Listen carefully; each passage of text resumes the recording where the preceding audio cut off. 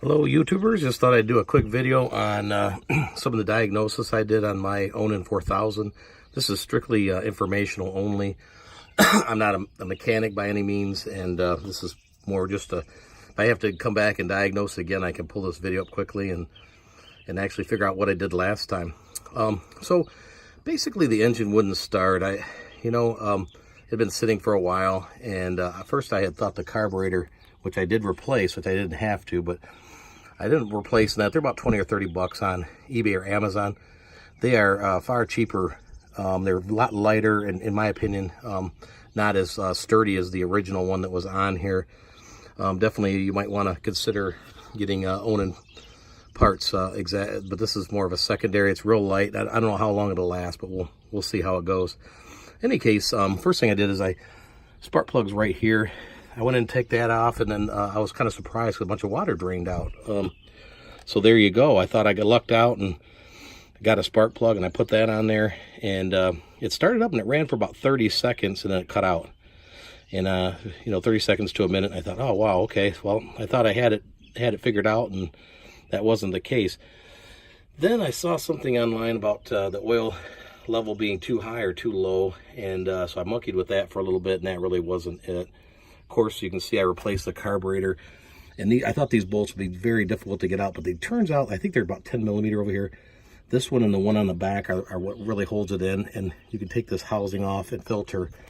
You take that off, and it's pretty accessible actually. I found it easier to take the carburetor out and swap it than the actual fuel pump, which I did way in the back there behind the circuit board. So in any case, just something to consider there. Also, there's a switch right down there.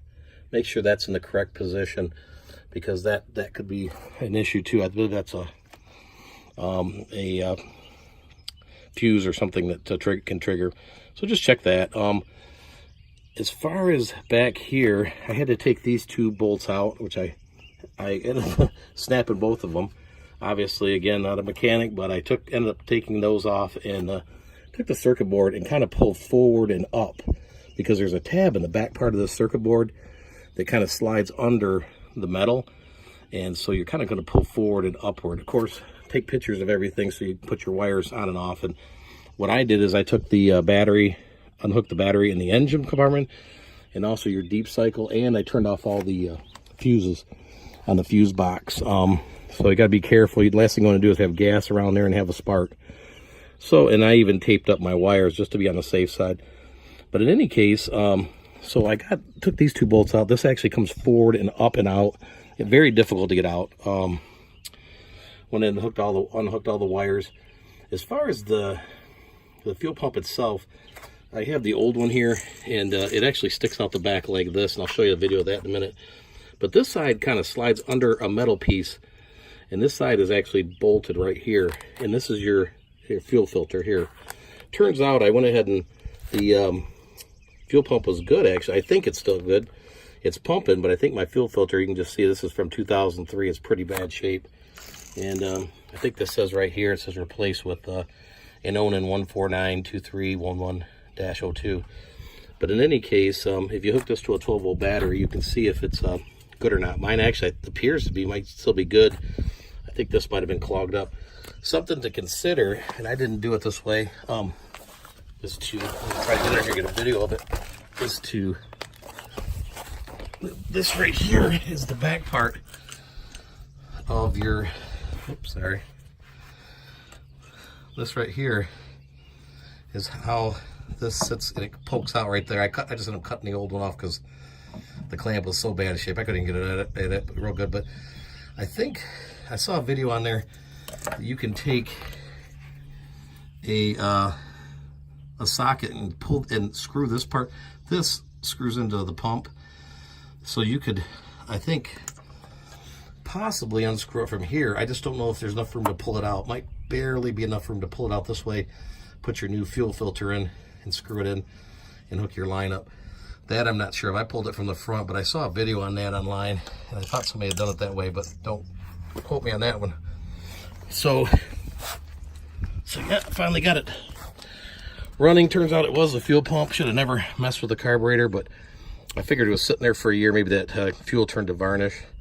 But anyways, yep, just Seems to run like a charm. Spoke too soon. Let's prime it for a minute. As you can see, working properly. I ended up ran it for about 15-20 minutes, and it seems to be doing well. So there you go. That's how I did it. Again, this is information only. I highly recommend, if you have any reservations, to take it into a mechanic if you're not sure you want to take on this on. I just made this more for my information if I ever have to go back and re-diagnose everything. Oh, getting back to the carburetor just real quick before I sign off. These wires right here, I took the carburetor first and then I unhooked this wire here, the red wire. You don't want to tug that. Once you get the carburetor, you can kind of get at that a little easier. So that's kind of a tip on the carburetor. Carburetor wasn't bad, but this was the most difficult part of pulling that fuel pump out, was getting this out. And then, of course, you know, get some penetrating oil. Let it sit overnight. You know, maybe you can luck out and you won't have the same problems I had on that. Okay. Thank you for watching. Have a good day.